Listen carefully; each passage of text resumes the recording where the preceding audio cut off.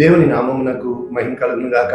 ప్రభునందు ప్రియులరా, మన ప్రభువు రక్షకుడునైన క్రీస్తు యేసు పరిశుద్ధ నామములో మీ అందరికీ శుభములు. 27వ తేదీ జూన్ మాసము 2026 సంవత్సరం. జూన్ కూడా వెళ్ళిపోతుంది, కాలం కరిగిపోతుంది, కళలు కరిగిపోతున్నాయి, నెలలు నిండిపోతున్నాయి. కానీ ఎక్కడ వాళ్ళం అక్కడే ఉన్నాం. కానీ నీకు ఒక విషయం తెలుసా?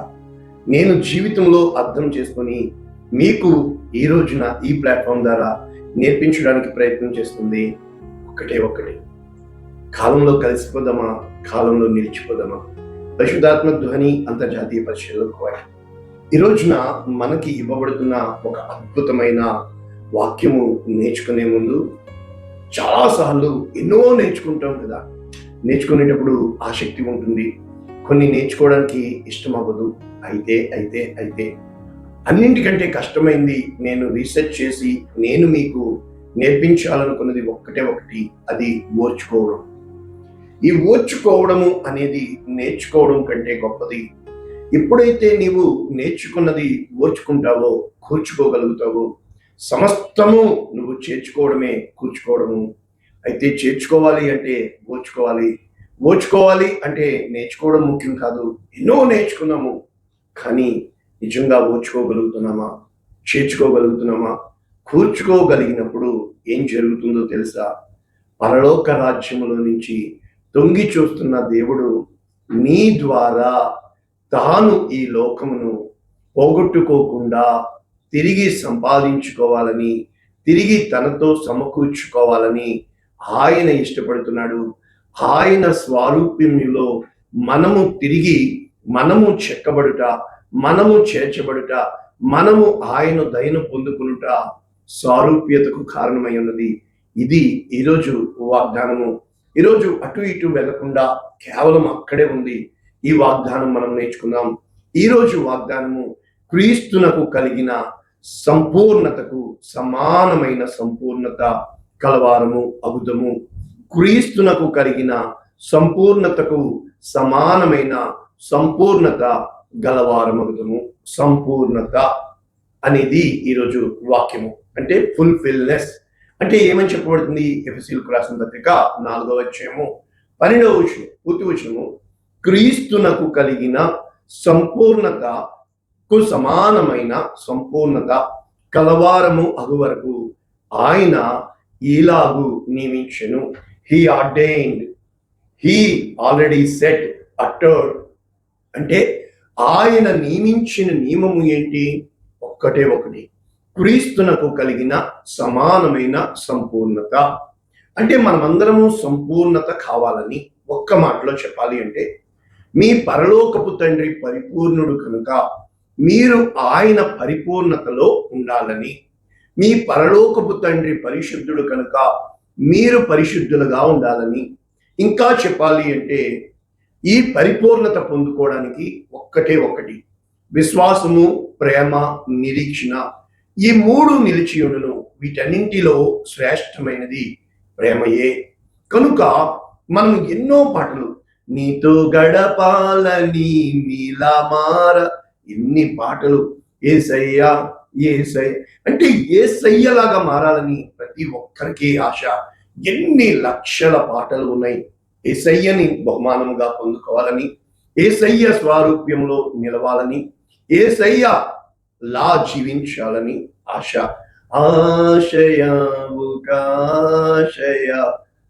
కాబట్టి మనం నేర్చుకోబోతున్నాం. నేర్చుకునే ముందు ఒకసారి ఇంగ్లీష్ వెర్షన్ మనం చూసినప్పుడు ఎఫెసియన్స్ చాప్టర్ 4:13, మరి ట్రాన్స్లేటెడ్ కదా, అటు ఇటు ఉంటాయి.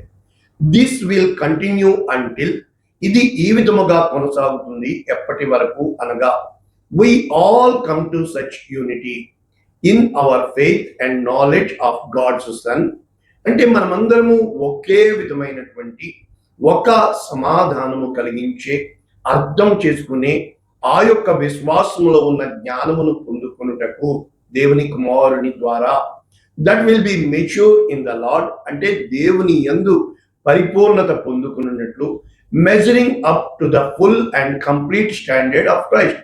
క్రీస్తు యొక్క ఆ యొక్క సంపూర్ణతకు స్థితికి, లేకపోతే ఆయన ఆశిస్తున్న స్థానమునకు స్థిర హృదయముతో మనము సంపూర్ణులుగా ఉందుము కాక. రండి నేర్చుకోబోతున్నాము నేటి వాగ్దానము. మళ్ళా ఒక్కసారి ముందు వెనక చదివితే ఎక్కడి నుంచి ప్రారంభమైంది? 11వ వచనంలో, మనము అందరము విశ్వాసములోను దేవుని కుమారుని గూర్చిన జ్ఞానము విషయములోను ఏకత్వము పొంది సంపూర్ణ పురుషుల మగ వరకు. ఇందాక ఇంగ్లీష్లో చదివాను కదా, ఏమంటున్నారు? విశ్వాసము విషయంలోను జ్ఞానము విషయంలోను ఏకత్వం పొందడమే. విశ్వాసము అంటే ఇక్కడ, జ్ఞానము అంటే ఇక్కడ, మనస్సు అంటే ఇక్కడ, హృదయము అంటే ఇక్కడ. ఇది మనుషులతో ఎలాగో నడవాలో చెప్తుంది. నువ్వెవరో నీకు చెప్పేది నీ హృదయం. కనుక ఇది బయట విషయాలు, ఇవి లోపల విషయాలు. ఈ రెండింటిలో చాలా వ్యత్యాసం ఉంది. ఇవి రెండు ఏకత్వము పొందటమే ఆత్మ విడుదల. కనుక క్రీస్తునకు కలిగిన సంపూర్ణత అంటే మైండ్ అండ్ హార్ట్, పూర్ణ మనస్సుతో పూర్ణ హృదయముతో, అప్పుడు ఈక్వల్ టు పూర్ణ ఆత్మతో. అంటే పరిపూర్ణలము కావడము అంటే మైండ్ అటు హార్ట్ ఇటు కాదు. ఏదైతే మైండ్ చెప్తుందో అదే హార్ట్ కూడా చెప్పేదిగా. అంటే ఈ మైండ్ ఎప్పుడు హార్ట్ కంట్రోల్లో ఉండదు. కనుక ఈ మైండ్ ని హార్ట్ కంట్రోల్లోకి తీసుకొని వచ్చుట, దాని ద్వారా స్పిరిట్ కంట్రోల్లోకి వెళ్ళుట, ఇవి మూడు ఏకత్వము పొందుటయే దేవునితో సంపూర్ణత కలుగుటకు. కనుక అసలు సంఘాలు దేనికి, ఎందుకు సంఘాలుగా కూడాలి, మనమందరము కలిసి ఏమి చేయాలని నియమము నియమింపబడింది? పరిశుద్ధులు సంపూర్ణులగునట్లు, క్రీస్తు శరీరము క్షేమాభివృద్ధి చెందుటకు, పరిచర్య ధర్మము జరుగుటకు. అప్పుడు ఈ మూడింటి కొరకు సంఘము అంటే ఏంటి? పరిశుద్ధులు సంపూర్ణులగుటకు. మనమేమో మతం మారు బాప్తిస్మం తీసుకోకాదు. పరిశుద్ధులు సంపూర్ణులగుటకు, క్రీస్తు శరీరము క్షేమాభివృద్ధి చెందుటకు, పరిచర్య ధర్మము జరుగుటకు. ఈ మూడింటి కొరకు ఆయన కొందరిని అపోస్తలులు గాను, కొందరిని ప్రవక్తలను గాను, కొందరిని సువార్తికులను గాను, కొందరిని కాపురులను గాను, కొందరిని ఉపదేశకులు గాను. ఇవి 5-fold మినిస్ట్రీ అంటారు. ఇప్పుడు ఈ 5-fold మినిస్ట్రీలో ఏమున్నాయి? అందరూ అపోస్తులులా కాదు, అందరూ అపోస్తులు గాను, కొందరు ప్రవక్తలు గాను, చూపుడు వేలు మార్గం చూపించేవాళ్ళు, కొందరు ఈ యొక్క మెయిన్ ఫింగర్ ఎవరు?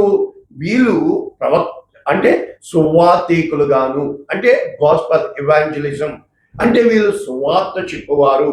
రింగ్ ఫింగర్ కాపరులు, ఇది ఉపదేశకులు. కనుక ఈ చిన్న చిన్న ప్రేయర్స్ ద్వారా, చిన్న చిన్న సండే స్కూల్ సర్వీసుల ద్వారా, చిన్నవిగా ప్రతి చోట ఆయా విధములుగా సమకూర్చి ఇక్కడ ఆ చిన్న సంఘాలకి కాపరులుగా, ఆ సంఘాల్లోనికి నడిపించుటకు సువార్తను ప్రకటించే వారిగా, అదే విధముగా ప్రవక్తలు మాదిరి లేకపోతే దారి చూపించేవారుగా అపోస్తలులు, వీరందరికీ పైన ఇన్ని స్టేజెస్ లో మనము సంఘమునకు ఒక ఆర్డినేషన్ ఉంది. అయితే దీని అంతటిని బట్టి ఏంటి? పసిపిల్లలమై ఉండి మనుష్యుల మాయోపాయముల చేత, వంచన చేత, తప్పు మార్గమునకు లాగు కుయుక్తితో గాలికి కొట్టుకొని ప్రతి సిద్ధాంతాన్ని రాద్ధాంతం చేసుకోకుండా ప్రేమ కలిగి సత్యము చెప్పుతూ క్రీస్తు వలె ఉండుటకు ఎదుగుదుము. దీనికి ఇది భావం. అయితే మనం ఇలా వాక్యం చదివేసుకోకుండా ఏమి చెప్పడానికి అపోస్తులుడైన పౌలు ప్రయత్నం చేస్తున్నాడు అనగా, ఇప్పుడు ఈ శిరస్సు ఎవరై ఉన్నారని చెప్తున్నాడు? యేసు క్రీస్తు ప్రభువు. ఈ సంగమునకు శిరస్సు యేసు క్రీస్తు ప్రభు అయితే, ఈ సర్వ శరీరము ఈ యొక్క మైండ్ కంట్రోల్లో ఫంక్షన్ చేస్తుంది. ఈ మైండ్ కంట్రోల్ని బట్టి మెంటాలిటీ వస్తుంది, అంటే నీ యొక్క ప్రవర్తన ఆధారపడి ఉంటుంది. కానీ ఈ హార్ట్ కంట్రోల్ని బట్టి నీ ప్యాషన్, అంటే నీవు దేనికి బ్రతుకుతున్నావో, నీ ఆశ ఏంటో, నీ హృదయ వాంఛ ఏంటో అర్థమయ్యేది ఈ ప్యాషన్. అయితే ఇది ప్యాషనేట్ గా తయారవుతుంది. ఇది ప్యాషన్ ఎప్పుడూ కూడా కన్నీటితో మిగిలిపోతూ ఉంటుంది. అయితే ఈ అవయవాలు అన్నీ కూడా, అంటే ఈ శరీరము పనిచేయడానికి ఈ అవయవాలు ఏమున్నాయి? తన పరిమాణము చొప్పున పని చేయుచుండగా ప్రతి కీలు వలన కలిగిన బలము చేత అతుకబడి, అంటే ఈ కీళ్ళు, ఈ జాయింట్స్ వలన, అంటే ప్రతిదీ కూడా అసెంబుల్ చేస్తున్నాం కదా పార్ట్స్. అంటే నిన్ను నన్ను దేవుడు అసెంబుల్ చేశాడు దేనికి? ఒకే తాత్పర్యం మీద పని చేయుట కొరకు. ఆ విధముగా పోలుస్తూ ప్రేమయందు తనకు క్షేమాభివృద్ధి కలిగినట్లు శరీరము అభివృద్ధి అగుచున్నది కనుక ఇవి చెప్పుతున్నాడు ఇక్కడ పౌలు గారు. అయితే మనం ఎలాగ ప్రార్థన ఇది ప్రారంభించగలుగుతున్నాము? ఈ వాక్యాన్ని మనము ఏమి నేర్చుకోవడానికి ప్రయత్నం చేస్తున్నాము? ఒక సంఘము ఎదుగుదలకు ఏమి కారణమై ఉన్నది? అసలు సంఘము దేనికి? ఒకసారి చిన్నది నా సాక్ష్యం చెప్పాను. ఒక్కొక్కరు ఆయా పరిస్థితులను బట్టి వారు తమ జీవితంలో పొందుకున్న శ్రమలను బట్టి నా నెంబర్ వారికి వెళ్ళినప్పుడు వారు నాకు ఫోన్ చేసేవాళ్ళు. ఏ విధంగా ఫోన్ చేసేవాళ్ళు అంటే, బ్రదర్ మాకు ఈ కష్టం ఉంది అని చెప్పి. అయితే నేను వారిని పిలిచి లేకపోతే ఫోన్లోనే ఎంతో మందికి నేను సేవ చేస్తున్నాను. అయితే కొంచెం మసాలా అయినండి కానుక ఇవ్వరనుకోండి, అయితే ప్రతి కష్టము కూడా నాతో చెప్పుకుంటారు, నేను చేస్తాను. అయితే కొంతమంది లిమిట్ దాటి వస్తారు, డైరెక్ట్గా చూస్తారు. అంటే నన్ను చూడక ఎంతో మంది ఈ కార్యాలు పొందుకుంటూ ఉంటారు, అది వేరే విషయం. అయితే వచ్చిన వాళ్ళు కొంతమంది సంఘంలో చేర్చబడతారు. అంటే సంఘంలో చేర్చబడడానికి 3 కారణాలు. 1 సేవకుడి టెలిఫోన్ వెళ్తుంది, 2 సేవకుడి గురించి వింటారు, 3వది సేవకుడితో ప్రార్థన చేయించుకుంటారు. ఇక్కడ మొదలవుతుంది ఫస్ట్ స్టేజ్. 2వ స్టేజ్ వీళ్ళు మెల్లిగా వచ్చి సంఘములో జాయిన్ చేయబడతారు, సమకూర్చబడతారు, సంఘముతో పాటు వస్తూ ఉంటారు, పోతూ ఉంటారు, దేవుల్లో ఎదగడానికి ప్రయత్నం చేస్తారు. ఇక 3వది సంఘము ఈ విధముగా కట్టబడుతూ దినదినము వాక్యమునందు అభివృద్ధి చెందుతూ సేవకుడి ద్వారా వారు అన్యోన్య సహవాసము కలగడానికి ప్రయత్నం చేస్తూ ఉంటారు. చెప్పనివ్వండి. అయితే ఆట్లు పోట్లు వస్తాయి, తుఫాన్లు సుడిగాళ్ళు వస్తాయి, కుంభాభిషేకాలు రమాభిషేకాలు జరుగుతూ ఉంటాయి. ఈలోపు సేవకుడు తన జీవితంలో తన యొక్క దర్శనం బట్టి సపోజ్ చితికిపోయాడు అనుకోండి. ఎందుకు? నేను చెప్పాను, కానుక ఇవ్వరు, సంఘానికి వస్తారు దశంభాగం అనుకుంటే ఈ ప్లాట్ఫామ్ నిండా దశంభాగం, ఒక్కళ్ళు ఇవ్వరు. నేను బల్ల బుద్ధి చెప్తున్నాను, ఒక్కళ్ళు ఇవ్వరు.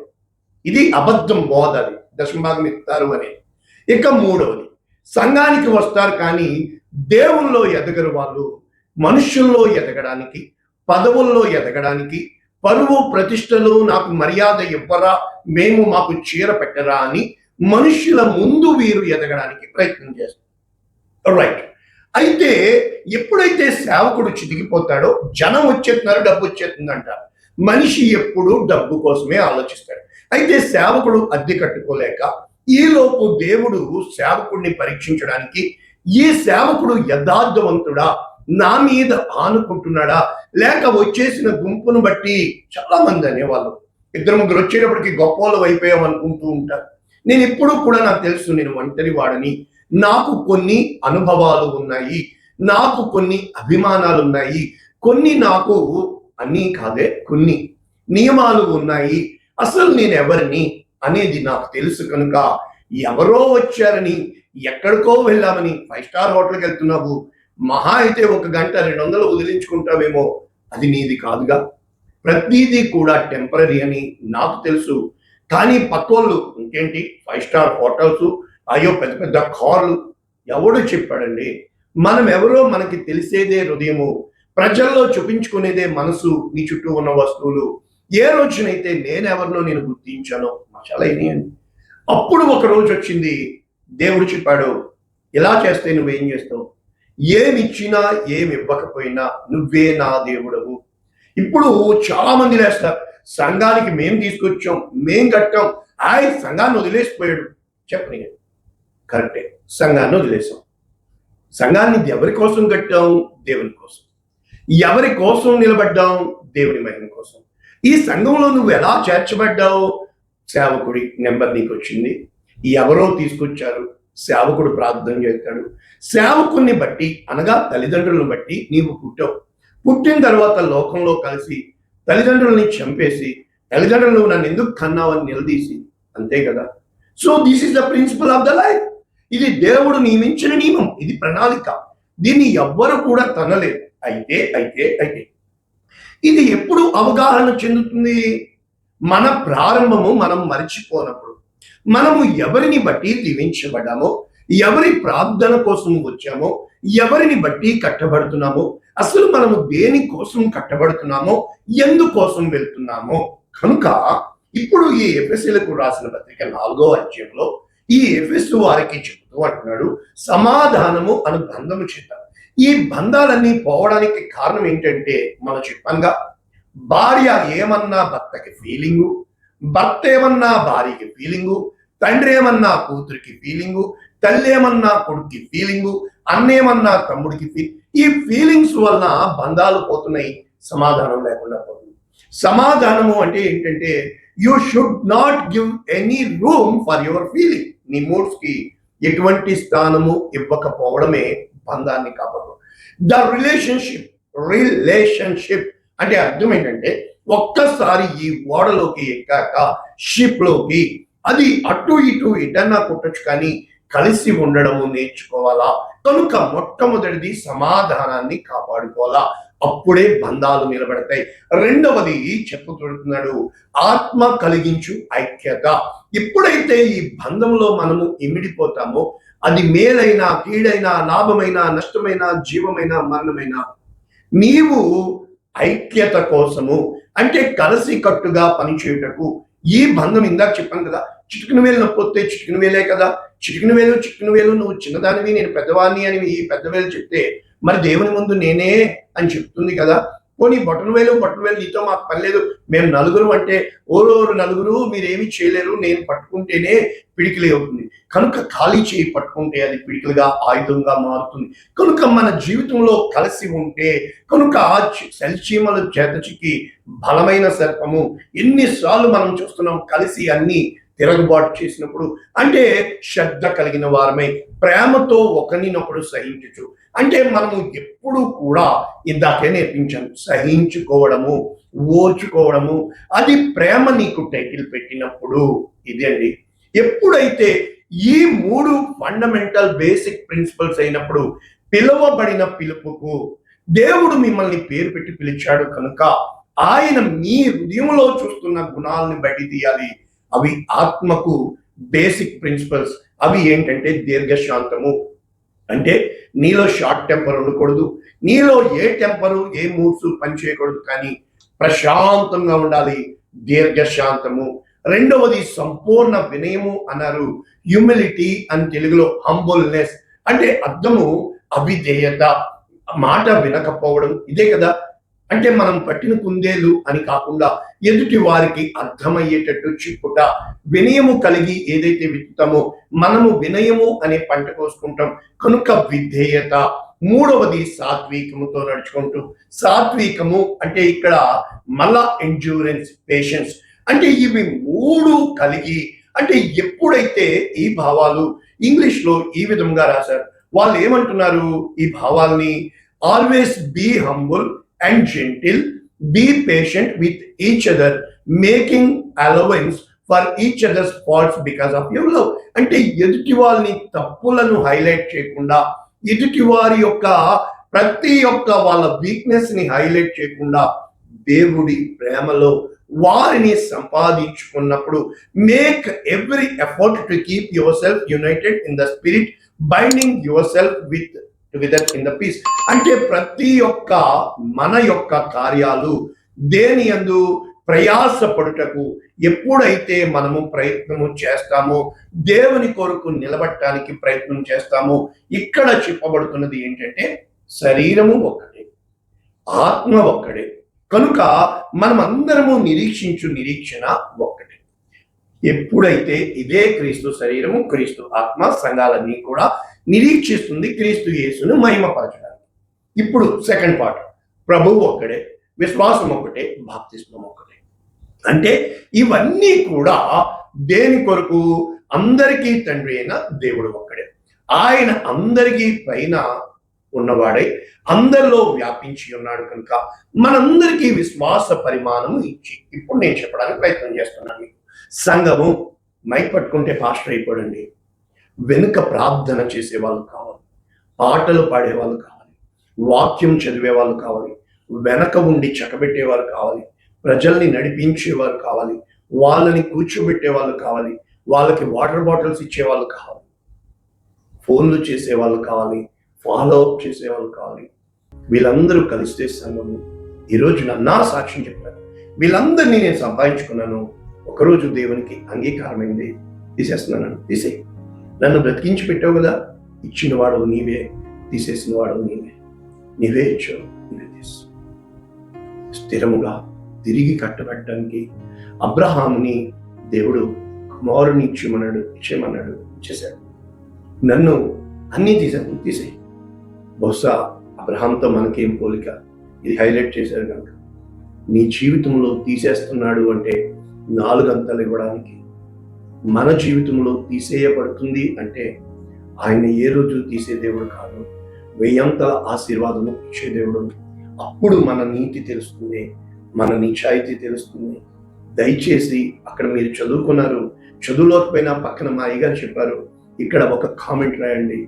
100 మందికి పంపండి, చూస్తే చూసారు, చూడకపోతే చూడకపోయారు, పంపించండి. ఎంత అద్భుతమైన వాక్యం, ఎంత సాక్ష్యము, ఎంత దేవుడు సురేష్ దేవుడుగా. ఎందుకండి ఇంకా నీ మనస్సుని వాక్యం వింటున్నా ఆ 100 మంది దగ్గరే ఆగిపోతుంది.